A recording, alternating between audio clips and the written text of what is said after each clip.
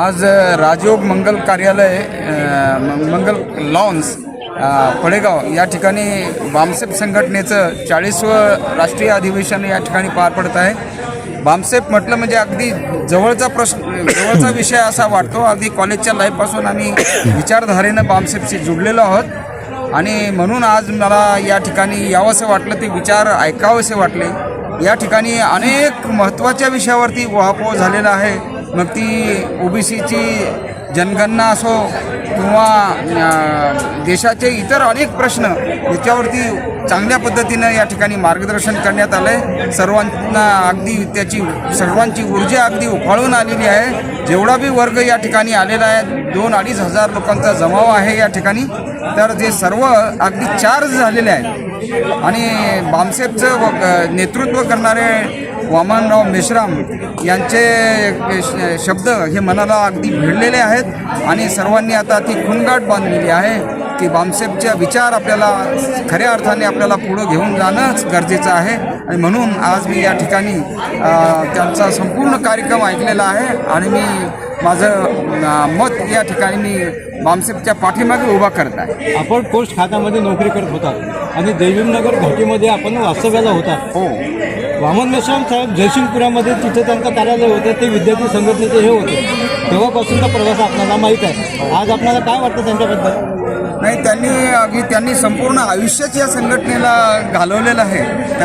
त्यांना कॉलेजच्या लाईफपासून आम्ही पाहतो, आम्ही त्यांच्या अनेक वेगवेगळ्या मोर्चामध्ये सहभागी झालो, वेगवेगळ्या सभा अटेंड केलेल्या आहेत आणि आजही त्यांचं वय अतिशय आता उतार वयाकडे त्यांची वाटचाल चालू झालेली जरी असली तरी ते फार मोठ्या ताकदीनं विषय मांडतात आणि समाजाला जागृत करण्याचं फार मोठं काम ते करत आहेत। आंबेडकरी चळवळीमध्ये असा नेता पाहण्याला फार क्वचितच मिळतो। गाण्याच्या क्षेत्रामध्ये तेव्हा तुम्ही बाबासाहेब बुद्धाची चळवळ समाजाच्या पर्यंत पोहोचवण्याचं काम केलेलं आहे, तेव्हाची तुमची गायकी आणि आजची जे कलावंत आहेत यामध्ये काय फरक वाटतो आपल्याला? त्यावेळेसचं जे प्रबोधन व्हायचं ते अगदी त्यावेळेसला टी व्ही नव्हती, रेडिओ होता, फक्त कुठलंही मनोरंजनाचं साधन नव्हतं। आम्ही झोपडपट्ट्यामध्ये अगदी पलंग टाकून त्या पलंगावर बसून 4 लोक बसून आणि रात्रीचे 3-3 वाजेपर्यंत कार्यक्रम करायचो।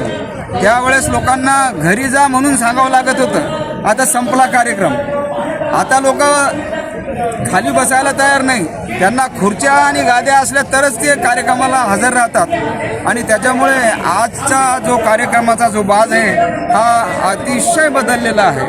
वामनदादाचा जो काय बाज होता तो आता राहिलेला नाही आहे। आपलं घरानंच हे मूळ गायकीमधलं आहे। आपल्या सिस्टर बदाम पाटील शाळेमध्ये शिक्षिका आहेत आणि त्या पण उत्तम गायिका आहेत। आपले एक दुसरे बंधू आंबेडकर नगरमध्ये वास्तव्याला आहेत, ते उत्कृष्ट संगीत वादक आहेत आणि आपण उत्कृष्ट गायक आहात। या संदर्भात आपले काय मत आहे? नाही, गायकीचा हा जो वारसा आहे मला वडिलांपासून मिळालेला आहे आणि समाजामध्ये हे एक असं माध्यम आहे की ज्या सुरामध्ये जी ताकद आहे। बाबासाहेब म्हणले होते की माझ्या 10 भाषणापेक्षा गायकाचे एक कवन हे समाजावरती जास्त प्रभाव टाकू शकतं आणि म्हणून आम्ही सुरुवातीपासूनच या कलेला ही कला आत्मसात केली आणि मग फक्त आपल्यापुरती न ठेवता समाजामध्ये आम्ही सातत्यानं फिरत राहिलो।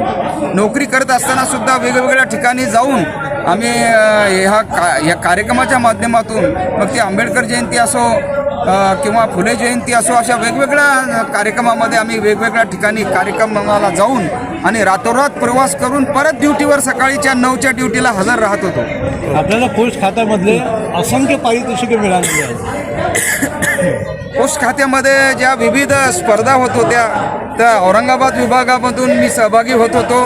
त्याच्यामध्ये डिव्हिजनल लेवलवर फर्स्ट यावं लागत होतं, मग रिजनल लेवलवर फर्स्ट यावं लागत होतं आणि जो रिजनल लेवलवर फर्स्ट येतो तो ऑल इंडिया लेवलवर जातो। या माध्यमातून मी भारताच्या सगळ्या स्टेट कॅपिटलला जाऊन आलेलो आहे। 10 दिवस त्या ठिकाणी कार्यक्रमात संपूर्ण भारतातले कलाकार त्या ठिकाणी येत होते आणि त्यांच्यासोबत चर्चा आणि त्यांची कलासुद्धा पाहायला ऐकायला मिळत होती।